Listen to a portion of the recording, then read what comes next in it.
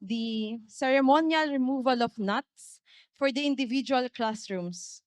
Unlike the ribbon cutting earlier, which marked the opening of the building, the ceremony represents the opening of learning spaces and the removal of barriers so that teaching and learning may flow freely within each room. Each room bears a name that reflects personal stories, relationships, and values closely connected to the donor and his family. What makes these names even more significant is that each honors an educator, individuals who dedicated their lives to teaching and who deeply love the profession of education. Through these rooms, their passion for learning and service continues to live on. Ceremonial removal of nuts will begin from the left side dito po, and we humbly request everyone involved to please stand as your names be called. Our first room po is Melchora's Lunch. Melchora's Lunch is named in honor of Melchora Mataak, the wife of the late Celso Mataak Sr., and the mother of Celso Mataak Jr. The name Melchora is derived from a word meaning light or brightness. In this space, the name symbolizes warmth, guidance, and quiet strength, the kind of light that nurtures, supports, and inspires without seeking attention. As a launch, this room is intended to be a place for reflection, collaboration, and mentorship, echoing the role of a mother and an educator who provides direction, comfort, and wisdom to those around her.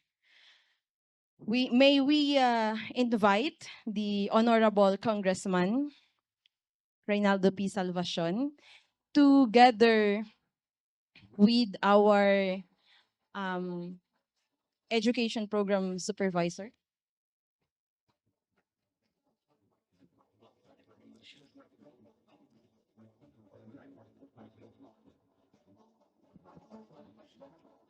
May we invite the Chief Education Supervisor, SGOT, Ma'am Maida M. Cortez, Ma'am Jelly Torre, Education Program Supervisor in English, Ma'am Flory M. Rehencia, Education Program Supervisor in Filipino and Private Schools.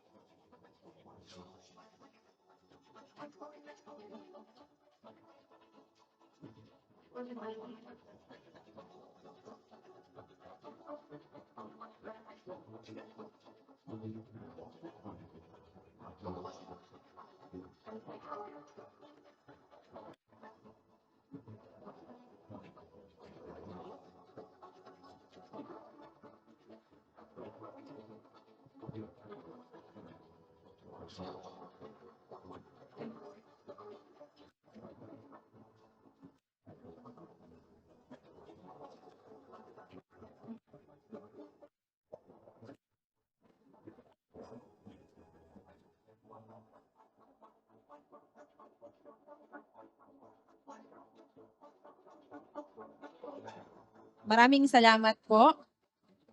Ang susunod po natin ay ang Celso's Library. Celso's Library is named in honor of the late Celso Mataak Sr., the husband of Melchora Mataak, and father Celso Mataak Jr. Is derived from the Latin word Celsus, meaning elevated, uplifted, or noble. This meaning reflects a life guided by high principles, wisdom, and a deep respect for learning. As a library, this space represents wisdom, leadership, and the lifelong pursuit of knowledge. Values that education seeks to instill in every learner and qualities that uplift not only individuals, but the entire community.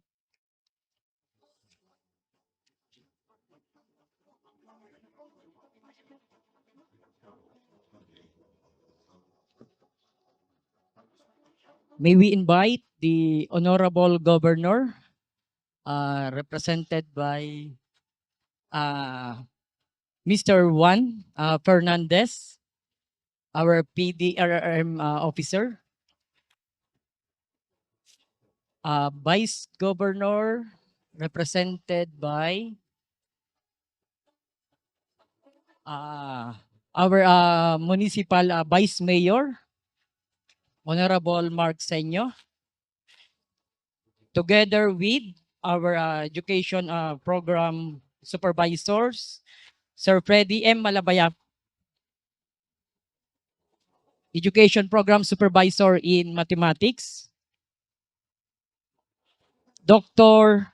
Maria Sheila S. Saet, Education Program Supervisor in Science.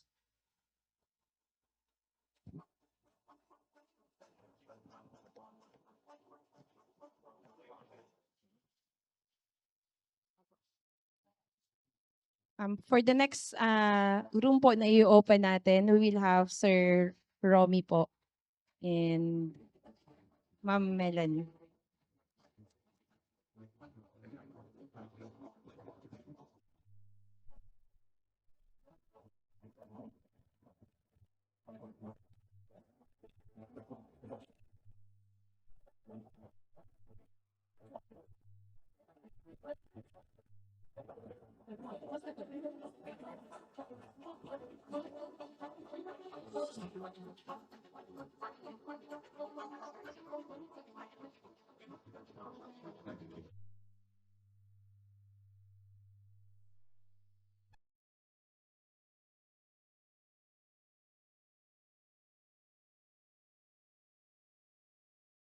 Ang natin ang balakid ay ang Balance Computer Lab, kung saan po ay ating ang pagtatanggalin ng ating NAC ay ang Pangulo po.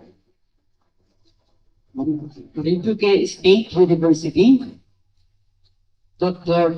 Diosdado P. Sunueta. Together with our education program supervisors, Mr. Romualdo O. Magkulang, Education Program Supervisor in Kinder, SNED, and Multigrade. Dr. Melanie M. Mendoza, Senior Education Program Specialist in SM&N.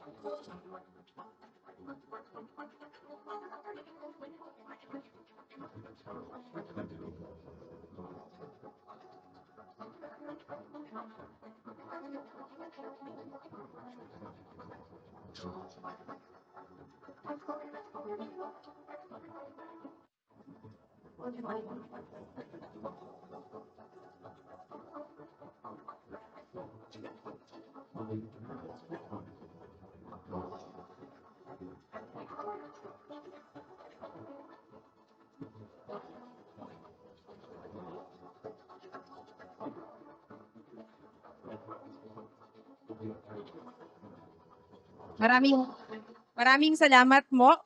Ngayon naman po ay tayo ay dadako na sa Liza's Classroom. Liza's Classroom is named in honor of Liza Mataak, the daughter of Celso Mataak Jr. and the granddaughter of Melchora and the late Celso Mataak.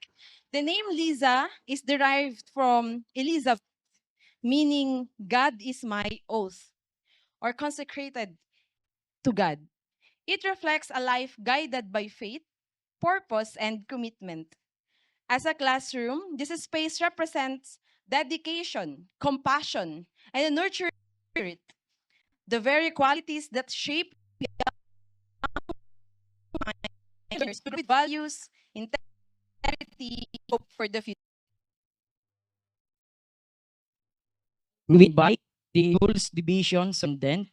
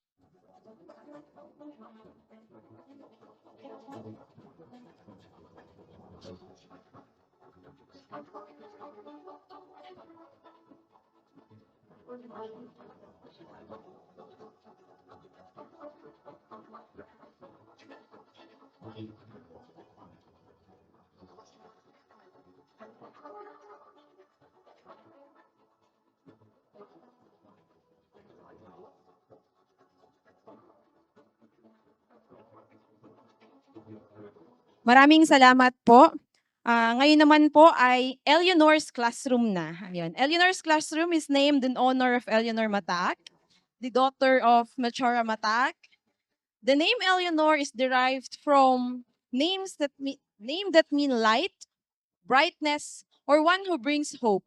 It symbolizes strength, dignity, and a guiding presence, qualities that inspire leadership and service. As a classroom, this space reflects commitment to education, service to the community, and the belief that learning is a powerful instrument for positive change.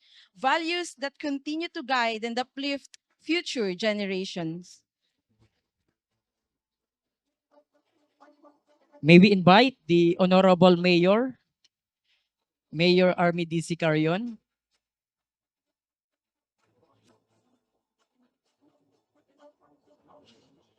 So kasama po ang ating education program special to Mr. Raymundo.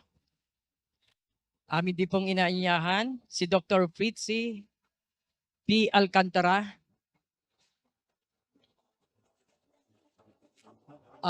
May we invite Engineer Arnold Moreno, our division engineer. Engineer.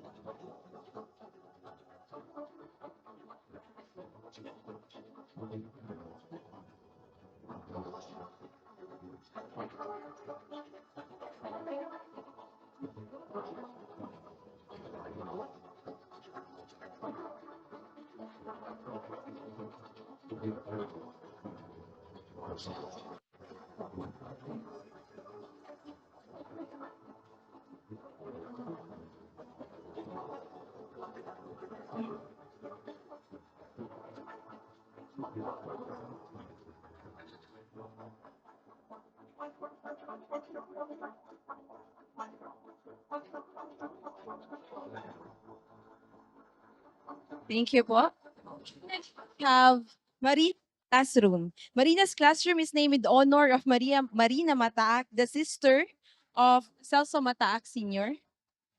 The name Marina is derived from the Latin word marinus, meaning of the sea. It symbolizes depth, strength, and constancy, qualities that reflect quiet perseverance and unwavering care. As a classroom, this space represents perseverance, compassion, and a strong foundation, a place where learners are guided, supported, and encouraged to grow steadily towards their full potential.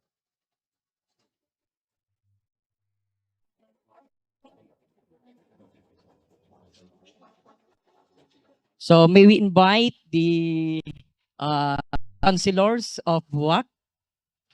We have Honorable Councilor Alinik Andrew M. Solomon.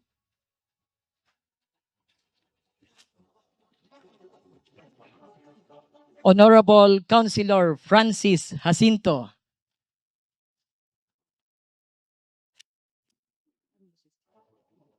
So amin din pong inaanyayaan ang Public Schools District Supervisor ng Buwak South, Ma'am Mayra R. Labay.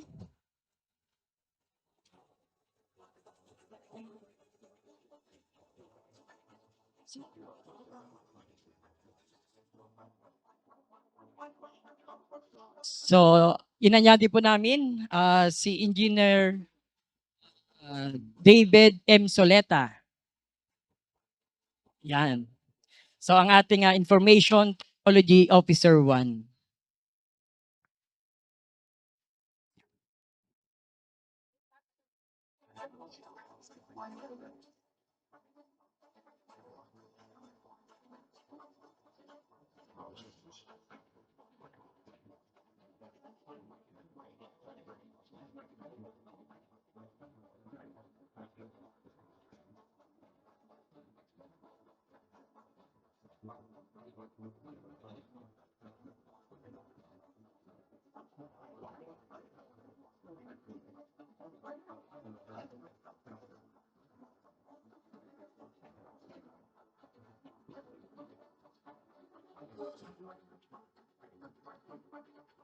Maraming salamat po.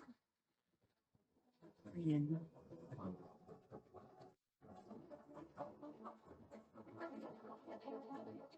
With all the nuts now removed, we will now shift to a meaningful moment in today's ceremony. The handing of flowers po. The flowers that were once bound by knots are now freed, symbolizing hope, released barriers, and opportunities are now open for growth and learning. By entrusting these flowers to our learners, we symbolically pass on the care of this school to them. The flowers represents their dreams, dreams that will grow, flourish, and bloom through education. They remind us that this institution exists for the learners' growth, their aspirations, and their future. Inaanyayahan po namin ang mga may hawak ng kanina pong nut na ialay po ang ating mga bulaklak sa atin pong mga mag-aaral. They can say I've lost my mind. Gayon din po si Mr. Celso T. Mataak po at ang kanyang may bahay para po sa ating ribbon. World that we design. 'Cause every night I lie, the brightest colors fill my head. A million dreams are keeping me awake. I think of what the world could be, a vision of the world I see. A million dreams is all it's gonna take. A million dreams for the world we're gonna make. However big, however small, let me be part of it all. Share your dreams with me.